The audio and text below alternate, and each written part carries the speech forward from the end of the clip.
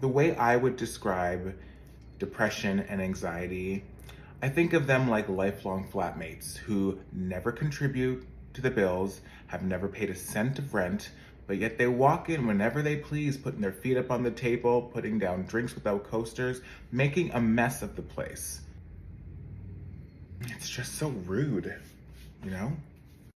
So in March of this year, I had a moment when I was at a birthday party and I was in the bathroom and I was washing my hands and I looked up at myself in the mirror, and it was the first time that I looked myself in the eyes and I caught a glimpse of myself. And I just remember saying out loud without even meaning to, "You're exhausted." And that began for me an unraveling of what exhausted meant for me and in my life, and how I got to this place of realizing that I am so very much depleted in a lot of areas and aspects of my life. And I realized I have been on a hamster wheel. I have had to compartmentalize myself and build and create and curate versions of myself so that I would be safe and seen depending on the environment and situation I was in. Growing up Black and growing up gay in this world, in this day and age, is a trip. I mean, you don't have to be part of either of those marginalized communities to know that it's different and it can be difficult and it can be exhausting. It's exhausting. But I didn't realize that from all of my life, I've had to be so hyper aware of who I am as a human being and what that looks like to other people and what that could mean for me depending on the situation or the circumstance.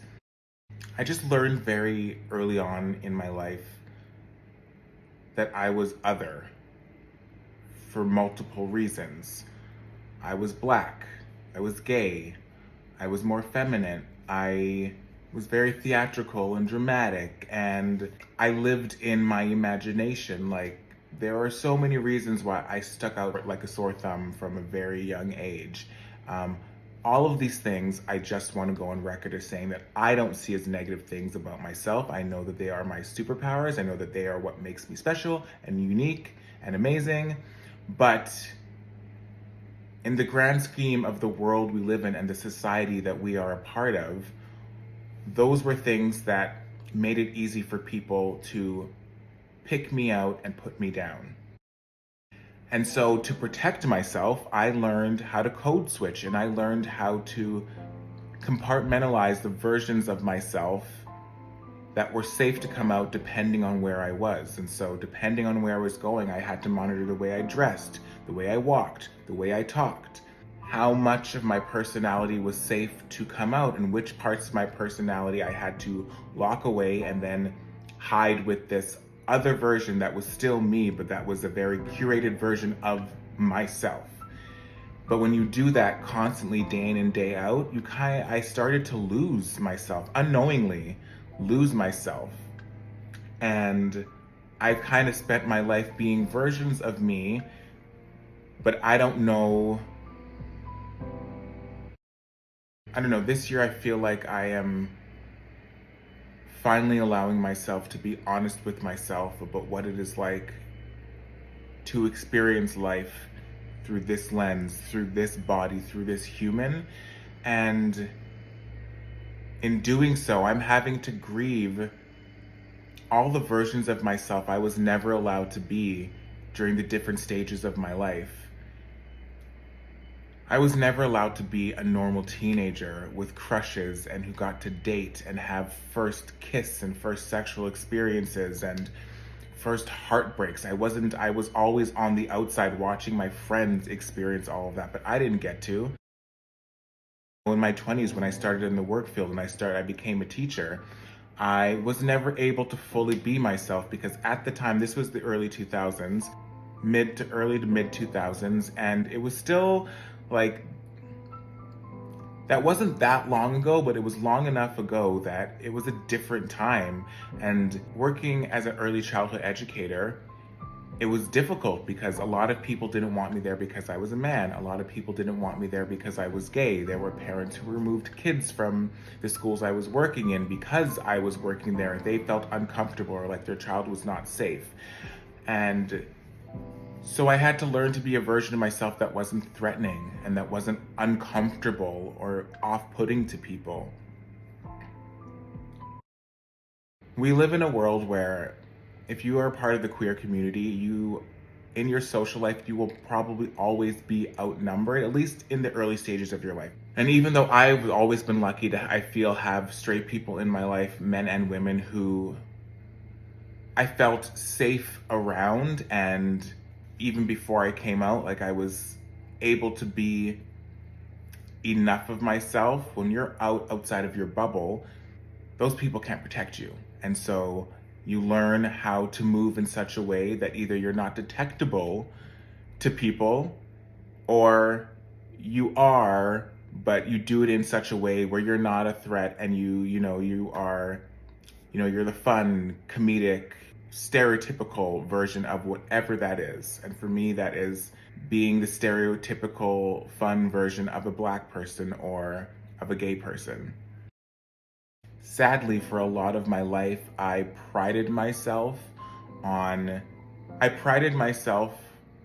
on the fact that people would say that I was technically Black or I was whitewashed, meaning that I was a version of Blackness that was comfortable and palatable to them, that they understood and that they were okay with. I thought that that meant that I was winning some kind of like game at life where I was able to be Black and be gay with minimal threat to my safety and my existence. And I lived in that reality for so many, I'm talking probably up until maybe the last 5 years ago is when my mental started to realize how warped and sad that was and started to make active decisions to change it. And it's still something that I work through every day. There are still people in my life who have that kind of mentality and who make these comments to me. And there are friends that I've had to walk away from because they treat me in such a way. And I think it's kind of just always going to be part of my experience, but I am not that person anymore. I am not a person who thinks there is any benefit in someone describing me as a watered down, diluted version of Black or gay for that matter. Anyway, to make a long story longer, because of having to move through my life this way for all of my life, that is where my anxiety came from, because my anxiety really started when I was a teenager, when I entered high school. It started just socially, and then it kind of just like bled into every area of my life, and I became a very anxious individual. And after being anxious so long all the time, I started to experience depression. And for me, it's like when you are at such a high state of all the time, the body will shut down, and that for me is what depression is. When I just cannot anymore. I can't human the way I need to human to survive life. And the older I got, the harder and the darker my depression got. And I think that's just because I became more aware of the actual world that we live in and what it takes for me to like live in it. As I got into my 20s, we started giving names to things like depression, anxiety, introverted, extroverted. Like these are terms that weren't really introduced into even my life until my mid to late 20s. And so then I started to call my depression or my anxiety or my need to withdraw from the world to recharge the battery as just being an introverted and as a homebody. But I am an introvert because I'm more shy and reserved at first when you meet me, and I observe my situations and my surroundings before I fully invest myself into them. And I do like to be by myself in order to recharge. But that wasn't why I was removing myself from social situations or finding it hard to go into social situations. That was my anxiety, 100%. And my fear of putting myself in anxious situations too many times that I would have to then deal with a depressive episode.